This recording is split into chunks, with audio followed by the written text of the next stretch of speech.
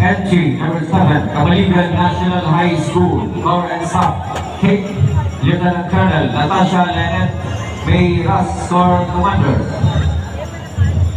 Cadet Major Mary Gail Kambali, S1, Cadet Major Gerald Averos, S2, Cadet Major Prince Marcaida, S3, Cadet Major Francis Kyle Familiare, S4, Cadet Major Grace S. Alvaro, S5, Major Leader James F. Gibilet, Band Leader Princess D. Trinidad, Company Commander Althea J.